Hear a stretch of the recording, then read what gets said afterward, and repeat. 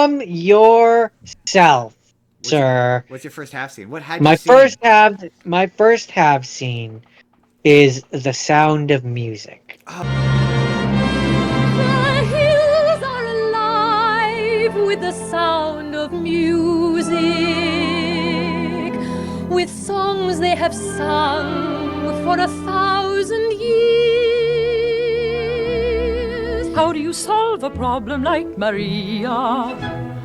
How do you catch a cloud and pin it down? How do you find a word that means Maria? A flippity-gibbet, a will-o'-the-wisp, a clown. Oh man, okay, Jordan. We have to tell the funny story about. So it's funny. I kind of, part of me kind of regrets. We'll have to contrive another reason to do. Maybe we'll come back to this because, one of us has to talk about The Godfather at some point. But, some of you might be aware. We already talked about Family Guy once, but the sound went really viral a few weeks ago when everyone thought TikTok was going to die. That I did not care for The Godfather. Yeah. And how it insists upon itself. It insists upon itself, Lois. What? It insists upon itself. What does that even mean? Because it has a valid point to make. It's insisting. Apparently, Seth MacFarlane revealed the origin of that line as being one of his film studies professors said that in a way to defend his opinion that The Sound of Music is a bad movie, he said that The Sound of Music insists upon itself, which again is a criticism that even in regards to The Godfather, I don't understand. Jordan, does it insist upon itself? I don't know what that means. I don't know what does that mean. Like, what is that? What is it?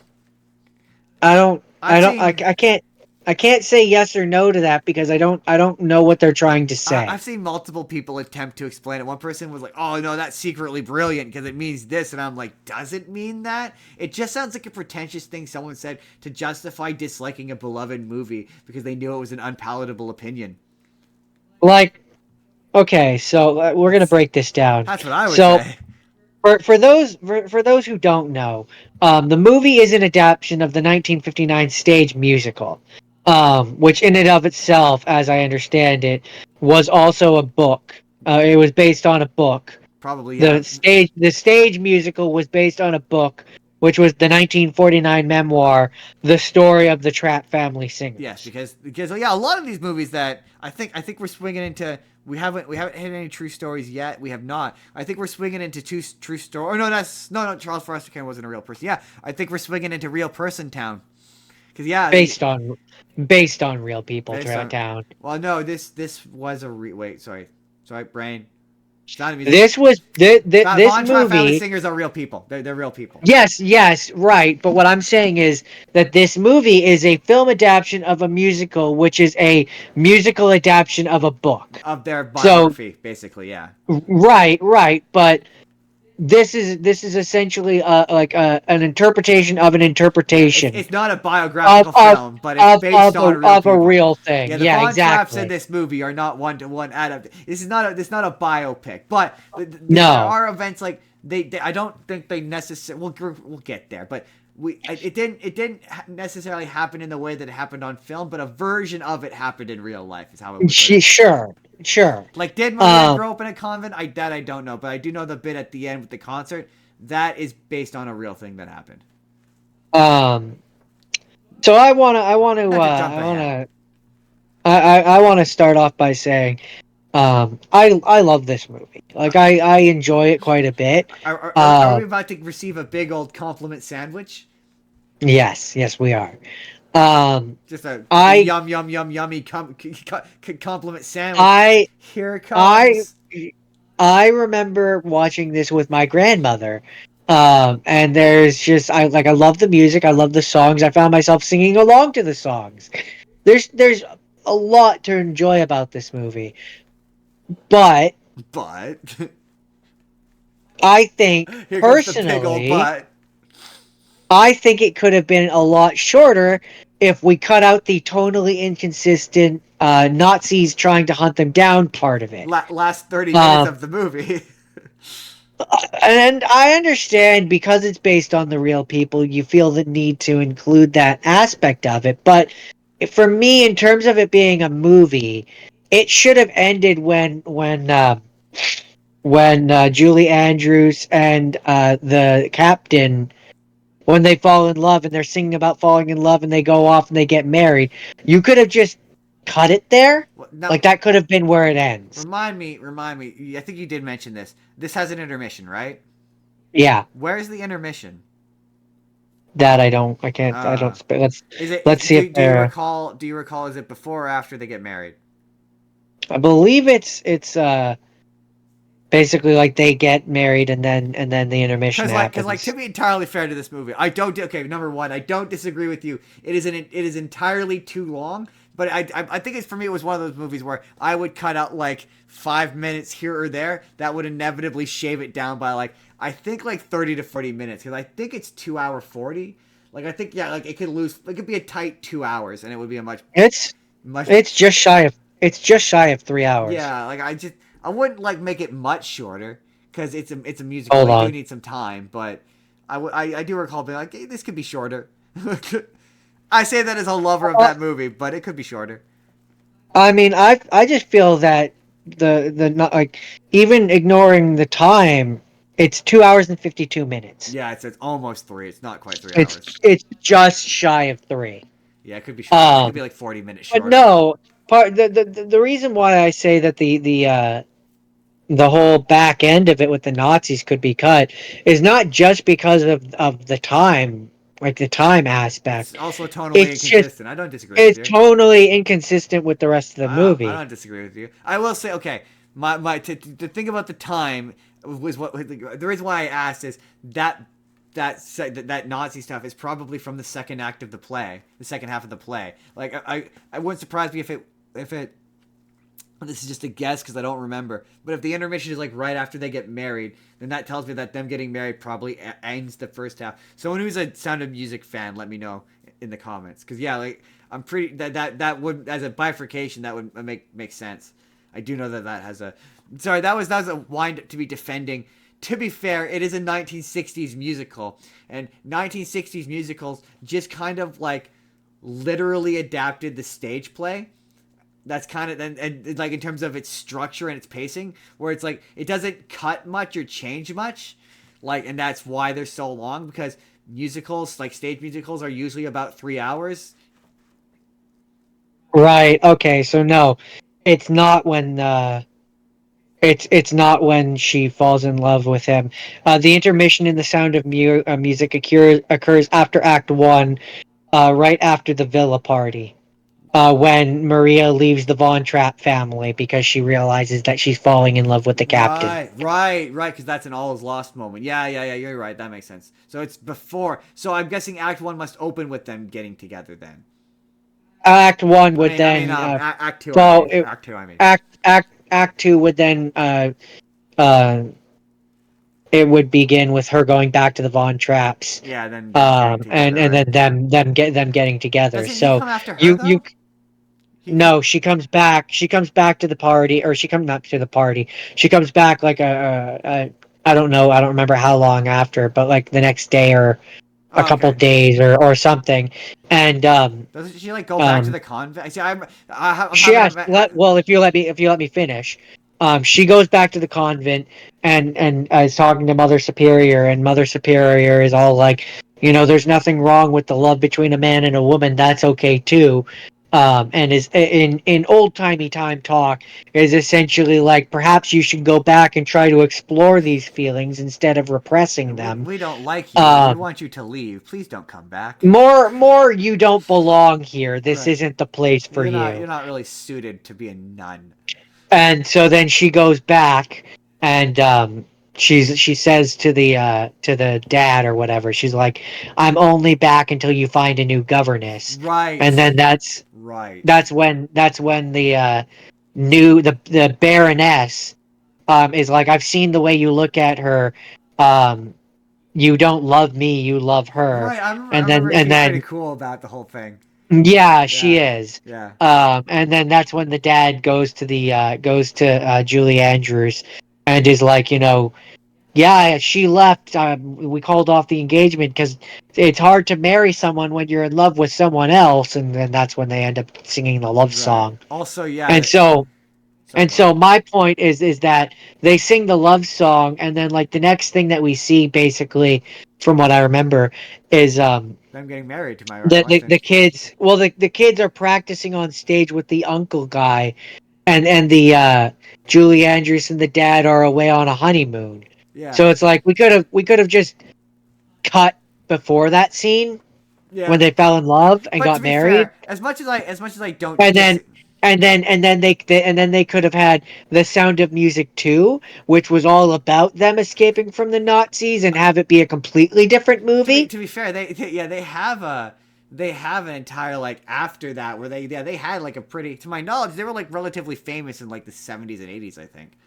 Like they had a career Um, after this. Like this movie makes it seem like it was a big, like them leaving or getting away was like this big dramatic thing. But to my knowledge, and I'm pretty sure I'm wrong, but I think it was like not really that dramatic, not as dramatic as this movie makes it out to be anyway. I mean, I could absolutely believe But that. I also So I that's also my one big thing is I just considering this. Okay, and this is where I find movie ratings to be interesting because for me, as soon as you put in all the Nazi stuff and them hiding behind the statue and guns and stuff like that, in modern times, this movie would be rated PG. yeah, I could see that. Yeah.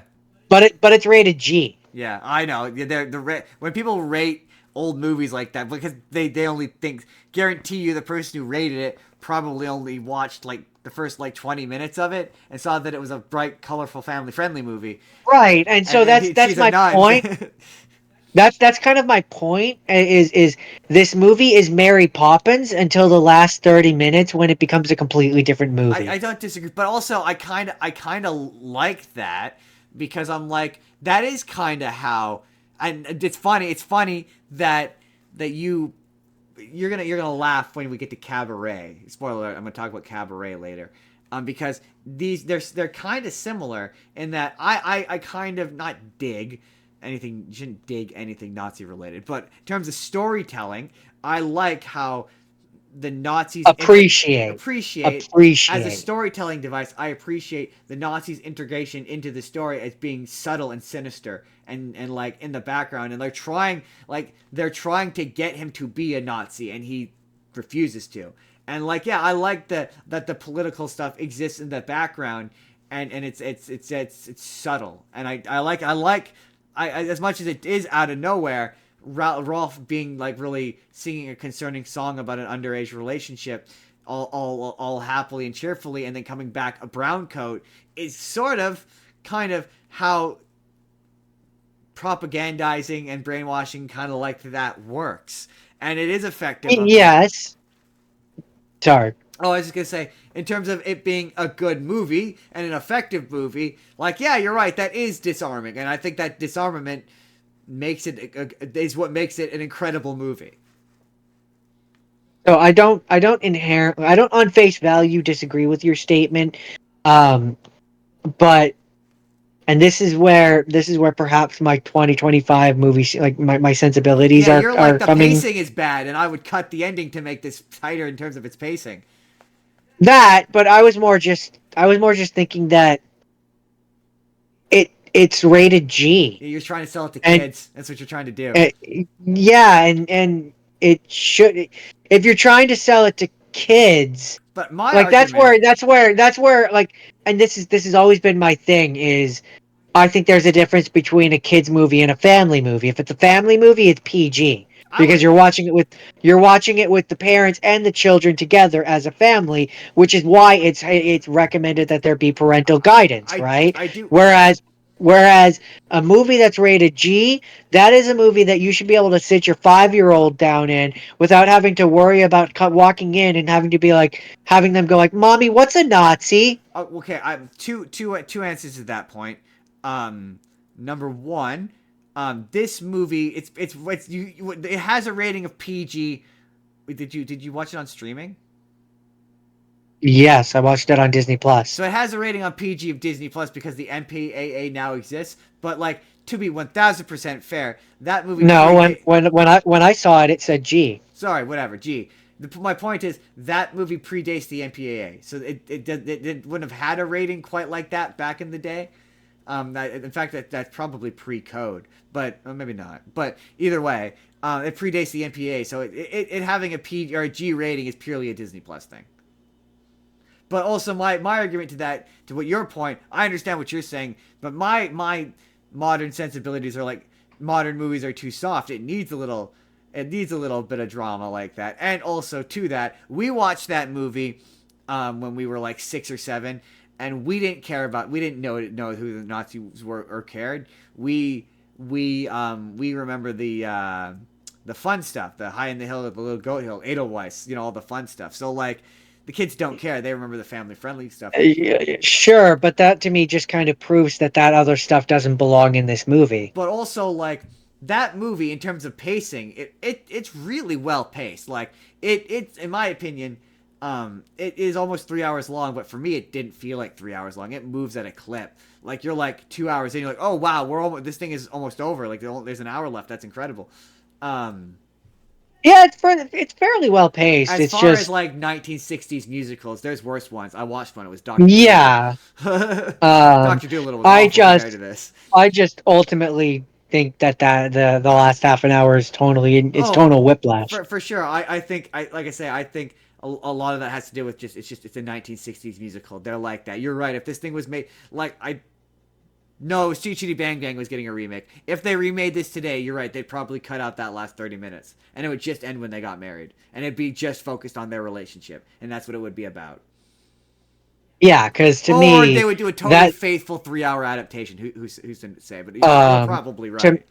To me, that other stuff is sequel material. I mean, no one's ever done a movie on their later life, that's for sure.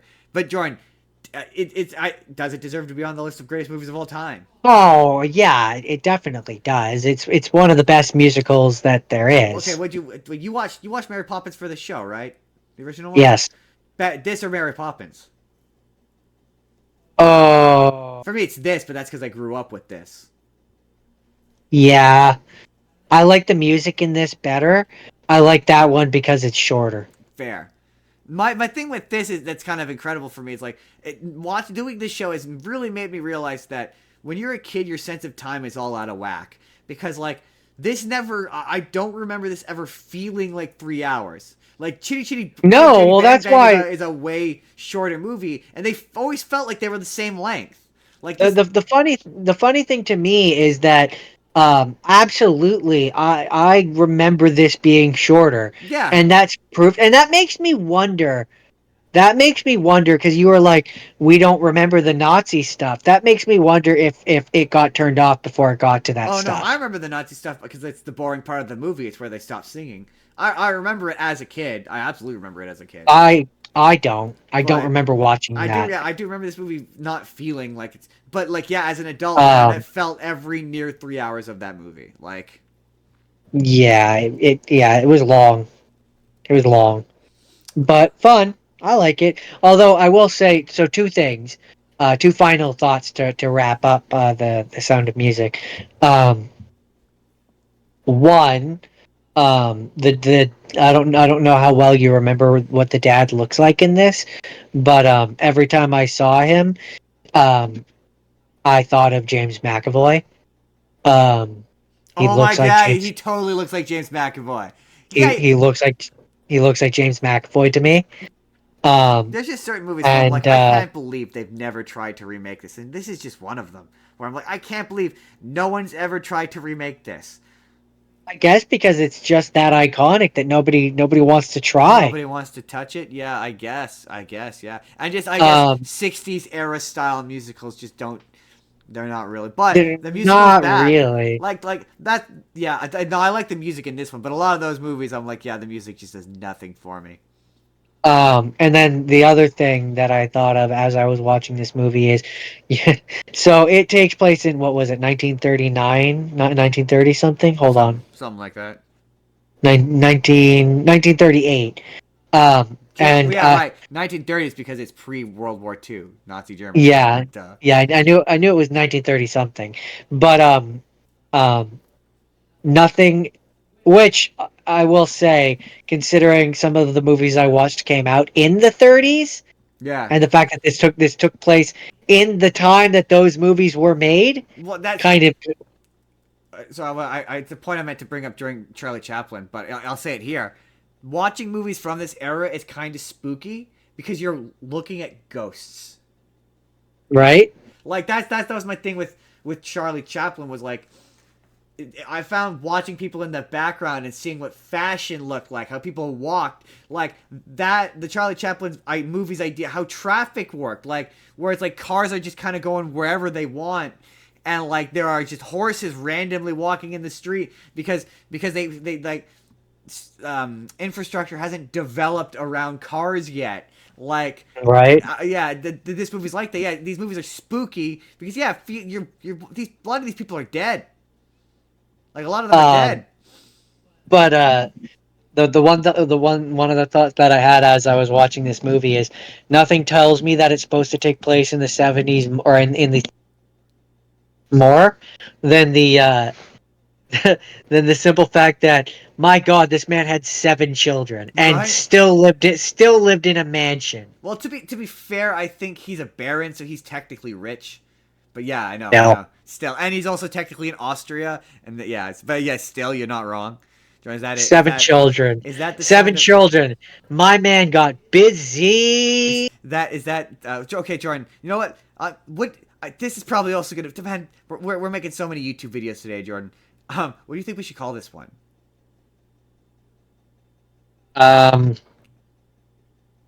The Sound of Music was too long. It was too long. Yeah, the entire. I like that. The Sound of Music was entirely too long. Yeah. I like Yeah, that. That's I a like good that. one. I like that. Is that the Sound of Music, Jordan? That is The Sound of Music.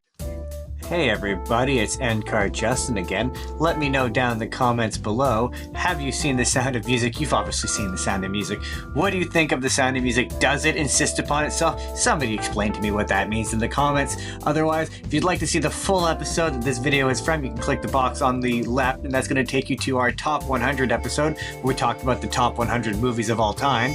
Or you can click the box on the right, and that's going to take you to a random video that YouTube thinks you're going to enjoy. Otherwise, hit subscribe if you haven't already, leave us a like if you could, and we'll see you in the next video, everybody.